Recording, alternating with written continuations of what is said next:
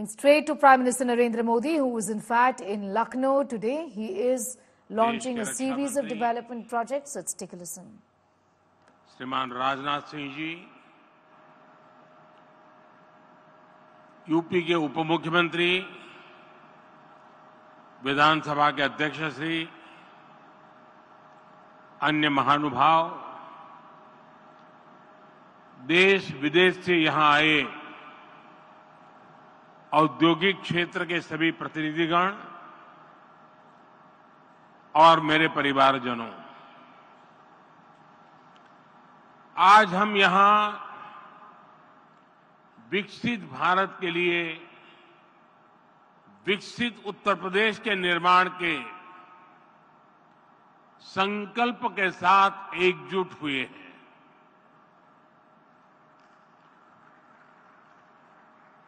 और मुझे बताया गया कि इस समय टेक्नोलॉजी के माध्यम से हमारे साथ यूपी की 400 से ज्यादा विधानसभा सीटों पर लाखों लोग इस कार्यक्रम के साथ जुड़े हुए हैं। जो लोग टेक्नोलॉजी से इस कार्यक्रम में जुड़े हैं, मैं मेरे इन सभी परिवारजनों का भी हृदय से स्वागत करता हूं। 7-8 वर्ष पहले हम सोच भी नहीं सकते थे कि उत्तर प्रदेश में भी निवेश और नौकरियों को लेकर ऐसा माहौल बनेगा। चारों तरफ अपराध, दंगे, छीना झपटी, यही खबरें आती रहती थी। उस दौरान अगर कोई कहता कि यूपी को विकसित बनाएंगे तो शायद कोई सुनने को भी तैयार नहीं होता, विश्वास करने का तो सवाल ही नहीं था। लेकिन आज देखिए, लाखों करोड़ रुपए का निवेश उत्तर प्रदेश की धरती पर उतर रहा है। और मैं उत्तर प्रदेश का सांसद हूं और मेरे उत्तर प्रदेश में जब होता है तो मुझे सबसे ज्यादा आनंद होता है।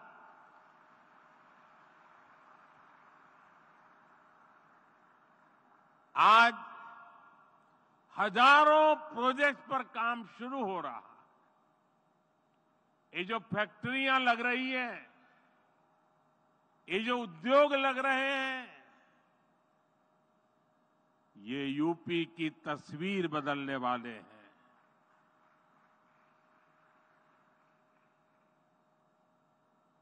मैं सभी निवेशकों को और विशेषकर यूपी के सभी युवाओं को विशेष रूप से बधाई देता हूं। साथियों, यूपी में डबल इंजन की सरकार बने 7 वर्ष हो रहे हैं। बीते 7 वर्षों में प्रदेश में रेड टेप का जो कल्चर था, उस रेड टेप के कल्चर को खत्म करके रेड कारपेट कल्चर बन गया है। बीते 7 वर्षों में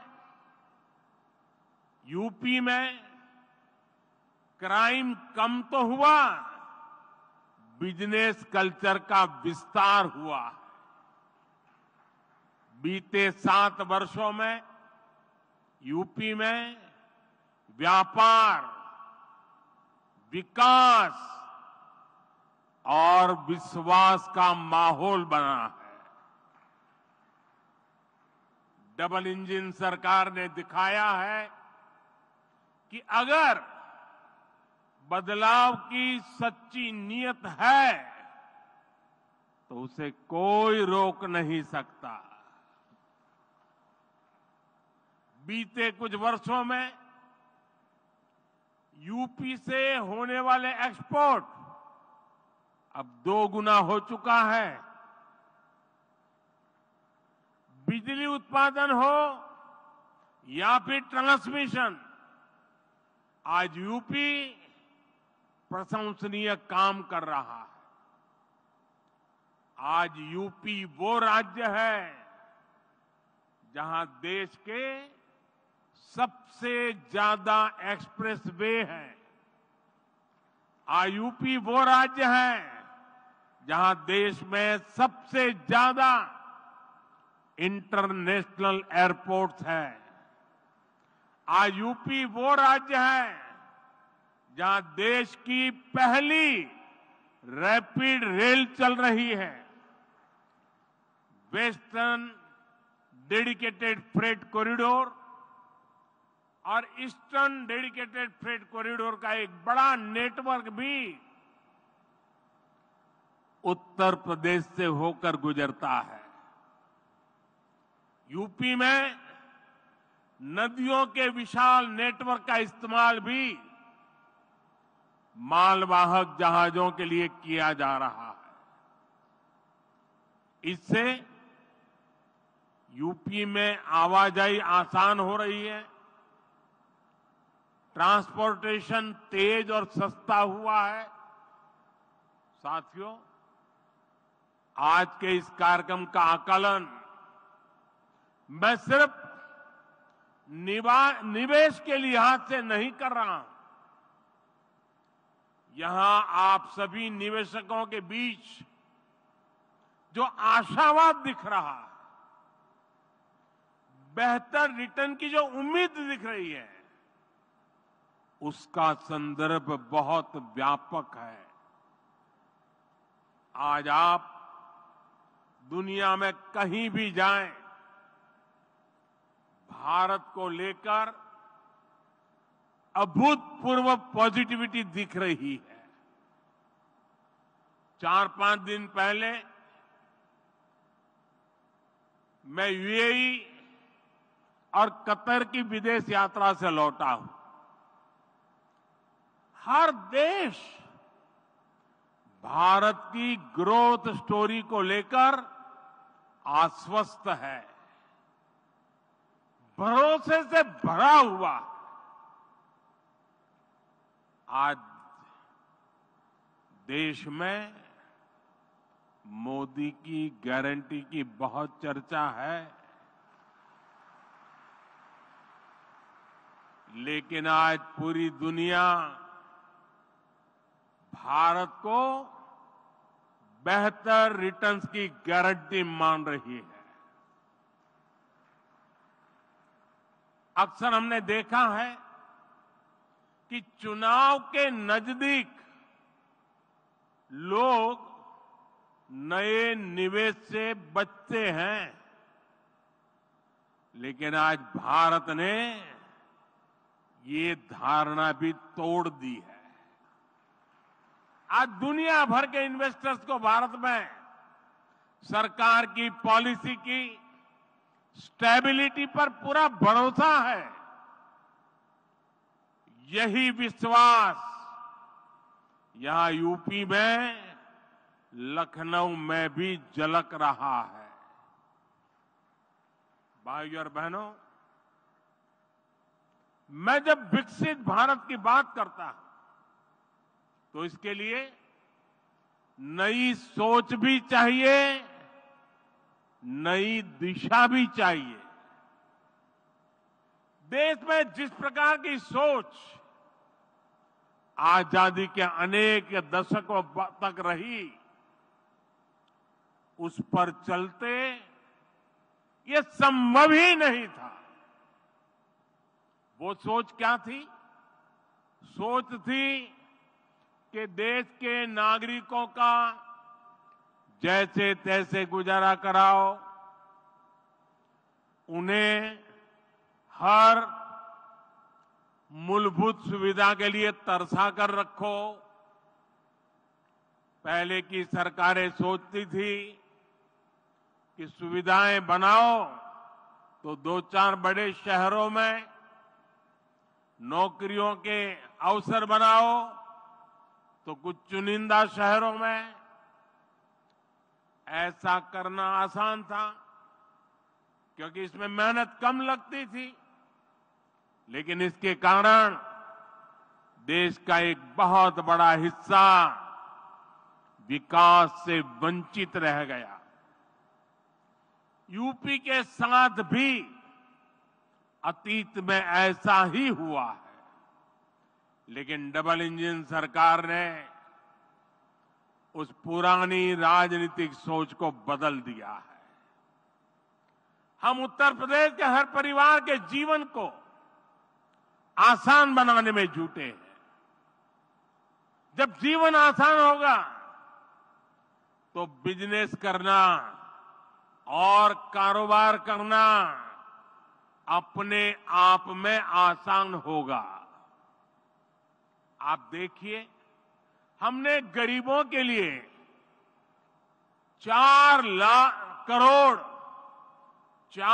करोड़ पक्के घर बनाए हैं, लेकिन साथ ही शहरों में रहने वाले मध्यम वर्गीय परिवारों को अपना घर का सपना पूरा करने के लिए हमने लगभग 60,000 करोड़ रुपए की मदद भी की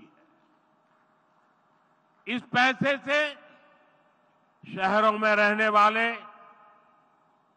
25 लाख मध्यम वर्गीय परिवारों को ब्याज में छूट मिली है। इसमें 1.5 लाख लाभार्थी परिवार मेरे यूपी के हैं। हमारी सरकार ने आयकर में जो कमी की है उसका भी बड़ा लाभ मध्यम वर्ग को मिला है। 2014 से पहले सिर्फ 2 लाख रुपए की आय पर ही इनकम टैक्स लग जाता था, जबकि बीजेपी सरकार में अब 7 लाख रुपए तक की आय पर कोई इनकम टैक्स नहीं देना होता। इस वजह से मध्यम वर्ग के हजारों करोड़ रुपए बचे हैं। साथियों, हमने यूपी में ईज ऑफ लिविंग और ईज ऑफ डूइंग बिजनेस पर समान बल दिया है। डबल इंजन सरकार का मकसद है कि कोई भी लाभार्थी किसी भी सरकारी योजना से वंचित न रहे। हाल में जो विकसित भारत संकल्प यात्रा हुई है, इसमें भी यूपी के लाखों लाभार्थियों को उनके घर के पास ही योजनाओं से जोड़ा गया है। मोदी की गारंटी वाली गाड़ी गांव-गांव, शहर-शहर पहुंची है। सैचुरेशन यानी 100% लाभ जब सरकार अपनी तरफ से लाभार्थियों तक पहुंचाती है तो वही सच्चा सामाजिक न्याय है। यही सच्चा सेक्युलरिज्म है। आप याद करिए, भ्रष्टाचार और भेदभाव का एक बहुत बड़ा कारण क्या होता है। पहले की सरकारों में लोगों को अपने ही लाभ पाने के लिए लंबी लंबी लाइनें लगानी पड़ती थी। एक खिड़की से दूसरी खिड़की तक कागज लेके भागदौड़ करनी पड़ती थी। अब हमारी सरकार खुद गरीब के दरवाजे पर आ रही है और ये मोदी की गारंटी है कि जब तक हर लाभार्थी को उसका हक नहीं मिल जाता, हमारी सरकार शांत नहीं बैठेगी। चाहे राशन हो, मुफ्त इलाज हो, पक्का घर हो, बिजली, पानी, गैस कनेक्शन हो, ये हर लाभार्थी को मिलता रहे। साथियों, मोदी आज उनको भी पूछ रहा है जिनको पहले किसी ने नहीं पूछा। शहरों में हमारे जो रेहड़ी पटरी ठेले वाले भाई बहन होते हैं, पहले इनकी मदद करने के बारे में किसी सरकार ने नहीं सोचा। इन लोगों के लिए हमारी सरकार पीएम स्वनिधि योजना लेकर आई। अभी तक इससे देश भर में रेहड़ी पटरी ठेले वालों को लगभग 10,000 करोड़ रुपए की मदद दी जा चुकी है। यहां यूपी में भी 22 लाख रेहड़ी पटरी ठेले वाले साथियों को इसका लाभ मिला है। पीएम स्वनिधि योजना का जो प्रभाव हुआ है वो दिखाता है कि जब गरीब को संबल मिलता है तो वो कुछ भी कर सकता है। पीएम स्वनिधि योजना के अध्ययन में एक बहुत महत्वपूर्ण बात सामने आई है कि स्वनिधि की सहायता प्राप्त करने वाले साथियों को वार्षिक कमाई में औसतन 23,000 रुपये की अतिरिक्त वृद्धि हुई है। आप मुझे बताइए, ऐसे साथियों के लिए ये अतिरिक्त कमाई कितनी बड़ी शक्ति बन जाती है। पीएम स्वनिधि योजना ने रेहड़ी पटरी ठेले वालों की खरीद शक्ति को भी बढ़ा दिया है। एक और अध्ययन में पता चला है कि स्वनिधि योजना के करीब 75% लाभार्थी दलित, पिछड़े और आदिवासी भाई बहन हैं। इसमें भी लगभग आधी लाभार्थी हमारी बहनें हैं। पहले इन्हें बैंकों से कोई मदद नहीं मिलती थी क्योंकि इनके पास बैंकों को देने के लिए कोई गारंटी नहीं थी। आज इनके पास मोदी की गारंटी है और इसलिए उन्हें बैंकों से भी मदद मिल रही है। यही तो सामाजिक न्याय है जिसका सपना कभी जेपी ने देखा था, कभी लोहिया जी ने देखा था। साथियों, हमारी डबल इंजन सरकार के निर्णय और उसकी योजनाओं से सामाजिक न्याय और अर्थव्यवस्था दोनों को फायदा होता है। आपने लखपति दीदी के संकल्प के बारे में जरूर सुना होगा। बीते 10 वर्षों के दौरान हमने देश भर में 10 करोड़ बहनों को सेल्फ हेल्प ग्रुप से जोड़ा है। इनमें से अभी तक, आप उद्योग जगत के लोग हैं, जरा यहां आंकड़ा सुनिए, अभी तक 1 करोड़ बहनों को लखपति दीदी बनाया जा चुका है और अब सरकार ने तय किया है कि कुल 3 करोड़ बहनों को लखपति दीदी बना करके रहेंगे। हमारे देश में करीब 2.5 लाख ग्राम पंचायतें। आप कल्पना कीजिए कि 3 करोड़ लखपति दीदी बनने से हर ग्राम पंचायत में खरीद शक्ति कितनी बढ़ेगी। इसका बहनों के जीवन के साथ साथ ग्रामीण अर्थव्यवस्था पर बहुत सकारात्मक असर पड़ रहा है। भाइयों और बहनों, जब हम विकसित यूपी की बात करते हैं तो इसके पीछे एक और ताकत है। ये ताकत है यहां के एमएसएमई, यानी छोटे, लघु और कुटीर उद्योगों की ताकत। डबल इंजन सरकार बनने के बाद यूपी में एमएसएमई का अभूतपूर्व विस्तार हुआ। यहां एमएसएमई को हजारों करोड़ रुपए की मदद दी गई है। ये जो डिफेंस कॉरिडोर बन रहा है, जो नए इकोनॉमिक कॉरिडोर बन रहे हैं, इनसे भी एमएसएमई को बहुत लाभ होगा।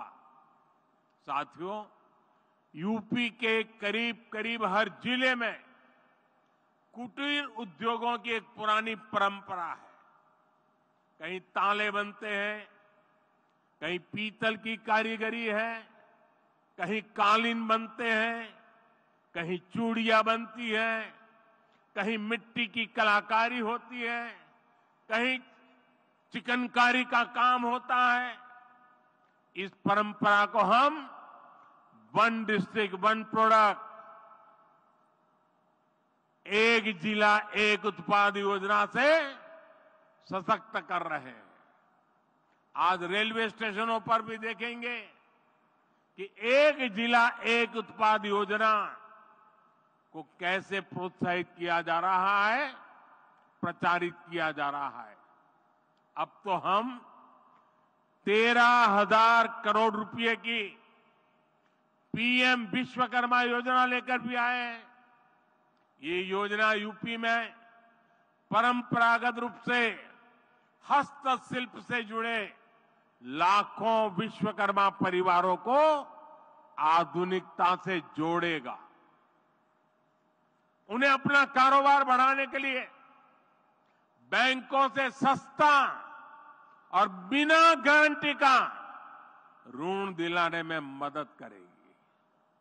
भाइयों और बहनों, हमारी सरकार कैसे काम करती है, इसकी झलक आपको खिलौने बनाने वाले सेक्टर में भी मिलेगी।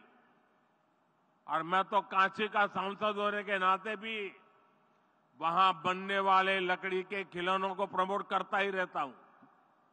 साथियों, कुछ साल पहले भारत अपने बच्चों के लिए अधिकतर खिलौने विदेशों से आयात करते थे। ये स्थिति तब थी जब भारत में खिलौनों की एक समृद्ध परंपरा रही है। पीढ़ियों से लोग खिलौने बनाने में कुशल रहे हैं, लेकिन भारतीय खिलौनों को प्रमोट नहीं किया गया।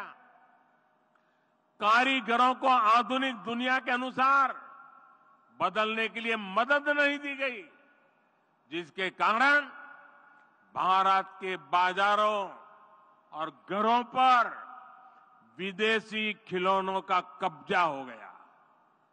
मैंने इसे बदलने की ठानी और देश भर में खिलौना बनाने वालों के साथ खड़े रहना, उनकी मदद करना और मैंने उनको आगे बढ़ने की अपील की।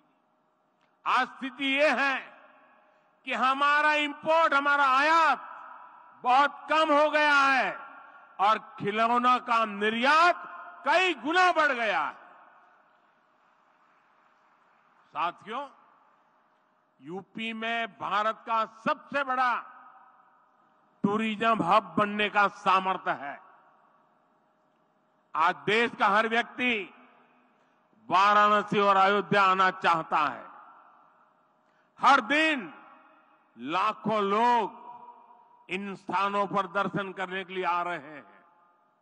इसके कारण यहां यूपी में छोटे उद्यमियों के लिए, एयरलाइंस कंपनियों के लिए, होटल रेस्टोरेंट वालों के लिए अभूतपूर्व अवसर बन रहे हैं।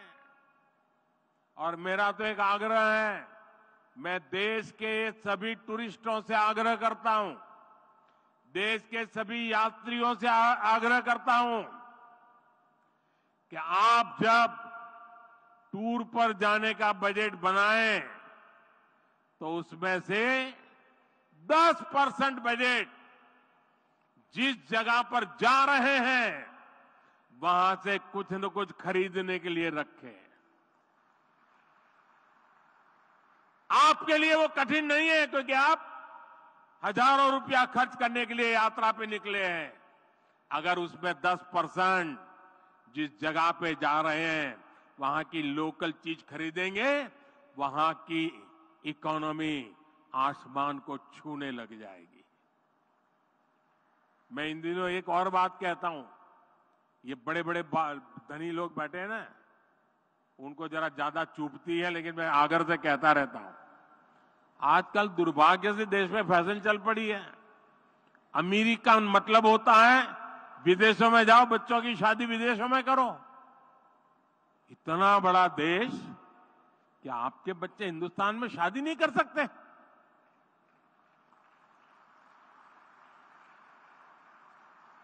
कितने लोगों को रोजगार मिलेगा? और जब से मैंने शुरू किया है मेड इन इंडिया, मुझे चिट्ठियां आ रही है, साहब हमने पैसा जमा कराया था, विदेश शादी करने वाले थे, लेकिन आपने कहा कैंसिल कर दिया है, अब हिंदुस्तान में शादी करेंगे।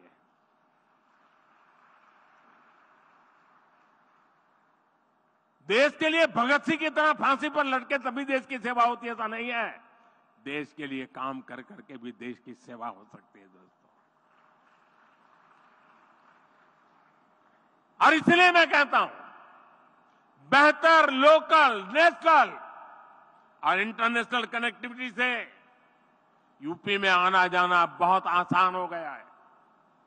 वाराणसी के रास्ते बीते दिनों हमने दुनिया की सबसे लंबी क्रूज सर्विस को भी शुरू किया है। 2025 में कुंभ मेले का आयोजन भी होने वाला है। ये भी यूपी की अर्थव्यवस्था के लिए बहुत महत्वपूर्ण होने वाला है। आने वाले समय में टूरिज्म और हॉस्पिटैलिटी सेक्टर में यहां बहुत बड़ी संख्या में रोजगार बनने वाले हैं। साथियों, हमारा प्रयास है कि हमारी जो ताकत है उसे भी आधुनिकता के साथ जोड़ें, सशक्त करें और नए सेक्टर्स में भी कमाल करें।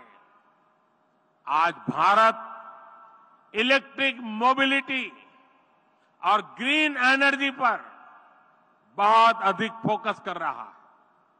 हम भारत को ऐसी टेक्नोलॉजी में, ऐसी मैन्युफैक्चरिंग में ग्लोबल हब बनाना चाहते हैं। हमारा प्रयास है कि देश का हर घर, हर परिवार सोलर पावर जनरेटर बन जाए। इसलिए हमने पीएम सूर्य घर मुफ्त बिजली योजना शुरू की है। इस योजना के तहत 300 यूनिट बिजली मुफ्त मिलेगी और अतिरिक्त बिजली लोग सरकार को बेच भी पाएंगे। अभी ये योजना 1 करोड़ परिवारों के लिए है। इसमें हर परिवार के बैंक खाते में सीधे 30,000 रुपये से लेकर करीब करीब 80,000 रुपये तक जमा कराए जाएंगे।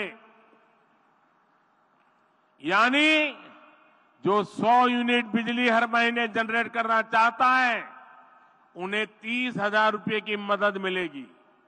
जो 300 यूनिट या उससे अधिक बिजली बनाना चाहेंगे उन्हें करीब 80,000 रुपया मिलेंगे। इसके अलावा बैंकों से बहुत सस्ता और आसान ऋण भी उपलब्ध कराया जाएगा।